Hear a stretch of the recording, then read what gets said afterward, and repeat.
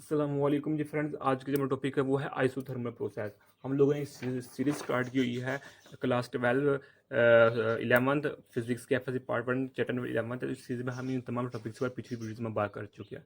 Last video में हमने video number 8 पर फर्स्ट लॉ ऑफ थर्मोडायनामिक्स पर बात कर ली थी।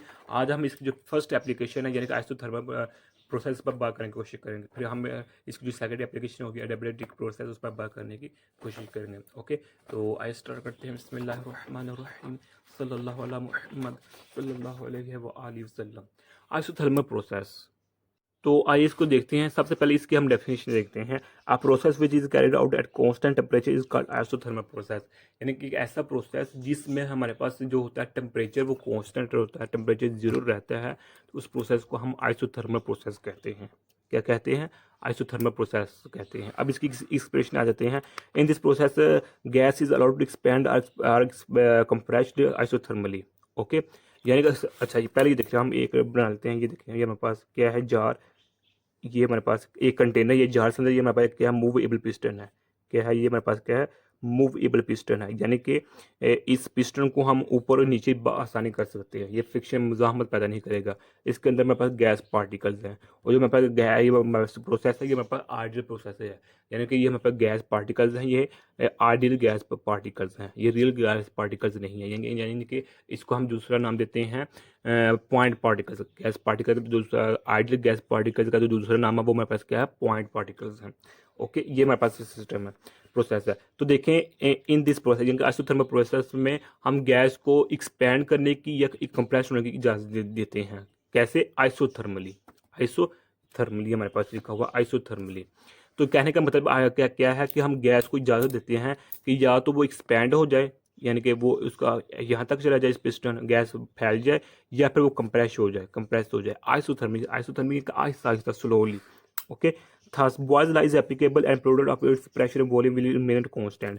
तो हम जानते हैं, लास्ट वीडियो में हमने जो हमारे पास ये थी वीडियो नंबर 5, ये देखिएगा, तो मेरे पास वीडियो नंबर 5 है। इस हमने बॉयल पर बात की हुई है, तो आप वहाँ देख सकते हैं अगर आप लोगों को नहीं पता कि बॉयल क्या है। तो बॉयल के अकॉर्डिंग जो मेरे पास होता था प्रेशर, वो इनवर्सली प्रोपोर्शनल होता है वॉल्यूम के एट कांस्टेंट टेम्परेचर। ये बॉयज लॉ है। तो चूंकि यही काम इधर हो रहा है, इधर हमारे पास क्या है? कांस्टेंट टेम्परेचर है, तो कांस्टेंट टेम्परेचर पे यही होगा कि जैसे ही हम इस पर प्रेशर इंक्रीज करें तो वॉल्यूम डिक्रीज हो जाएगा। अगर हम प्रेशर कम कर देंगे तो वॉल्यूम अपने ओरिजिनल पोजीशन पर, यानी कि वॉल्यूम इंक्रीज हो जाएगा। तो इसलिए तो इसको हम यहाँ ऐसे लिख सकते हैं, सी। तो P V is equal to C हमारे पास कांस्टेंट है। ओके, यही इधर लिखा हुआ है कि pressure and volume will remain constant. जो हमारे पास प्रेशर वॉल्यूम का जो प्रोडक्ट होता है वो सेम रहता है। If P1 and V1 are initial pressure and volume, where P2 and V2 are pressure and volume after the isothermal changing take place then. यानी कि हम बॉयल लॉ में ये देखते हैं कि P1 V1 is equal to P2 V2 होता है। ओके, ये मेरे पास चेंजिंग से पहले होता है, ये चेंजिंग के बाद, यानी प्रेशर इंक्रीज करने से पहले ये वॉल्यूम है इसका P1 V1।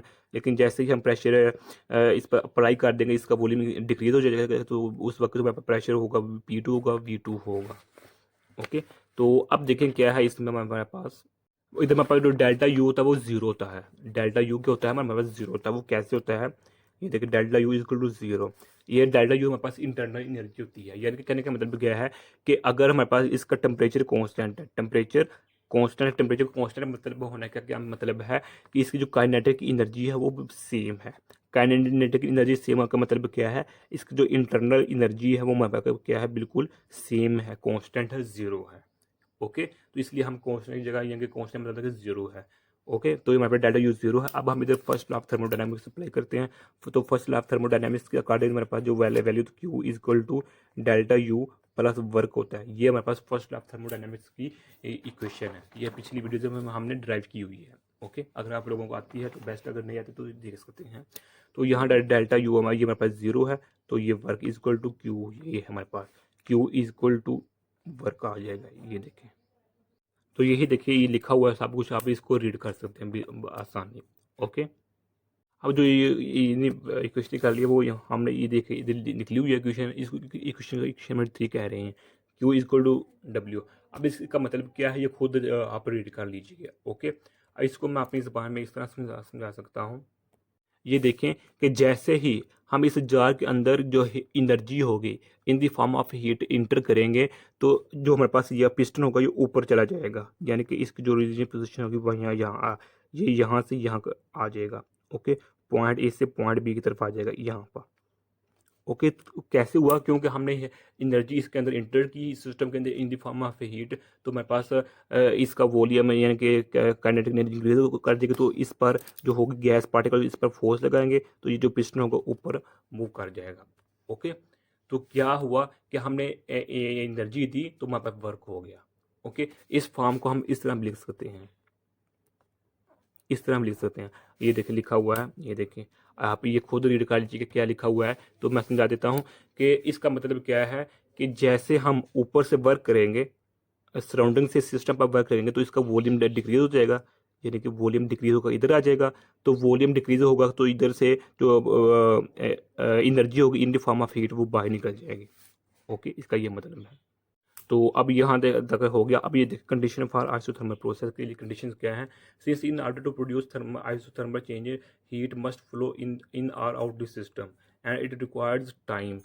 यानी कि ये सिंपल सी बात है कि आइसोथर्मल प्रोसेस के लिए क्या होना चाहिए कि जो फ्लो हीट होती है वो इंटर हो सिस्टम के अंदर और सिस्टम से बाहर भी निकल सके। ये ऐसा ना हो कि ऐसा सा हम कोई प्रोसेस ले रहे हैं जिसमें हमारे पास हीट तो इंटर हो जाए लेकिन वो बाहर ना निकले, ऐसा नहीं होना चाहिए। हीट भी दाखिल हो और हीट निकल भी जाए सिस्टम में से, ये कंडीशन है आइसोथर्मल के लिए। ओके, सो एक्सपेंशन कहते हैं वॉल्यूम इंक्रीज हो जाना, कंप्रेशन कहते हैं वॉल्यूम डिक्रीज हो जाना, must be carried out at slowly to keep temperature of the system constant. ये हमारे पास जो प्रोसेस होता है ये स्लोली होता है, आहिस्ता होता है, आइसोथर्मली होता है। क्यों? क्योंकि इसका हमने जो टेम्परेचर है वो कांस्टेंट रखना होता है। जब इसका हमने सिस्टम का टेम्परेचर कांस्टेंट रखना होता है तो जाहिर बात है कि जैसे जैसे हम इसके अंदर इंटर हीट कर रहे हैं, energy in the form of heat inter कर रहे हैं, तो वैसे वैसे बाहर तो निकालनी है। इसलिए यानी कि बहुत हिस्सा करनी पड़ती है, इसलिए हमारे पास जो ये प्रोसेस होता है ये स्लोली प्रोसेस होता है। अब इसकी जो डायग्राम है वो हम पीछे देखते हैं। ये देखिए डायग्राम लिखी हुई है हमारे पास, ये प्रेशर है वाई एक्सिस पर और एक्स एक्सिस पर हमारे पास वॉल्यूम है। ओके, ये हमारे पास इनिशियल प्रेशर है, ये और हमारे पास ये इनिशियल वॉल्यूम है और ये इनिशियल प्रेशर है।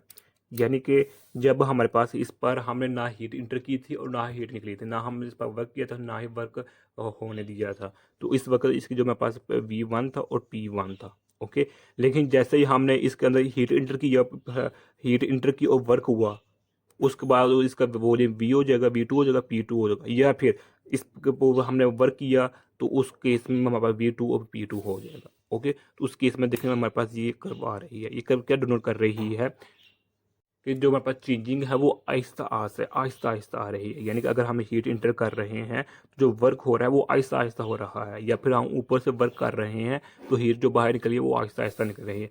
ये वर्क शो कर रहा है, आइसोथर्मल वर्क कर्व इसको कहते हैं।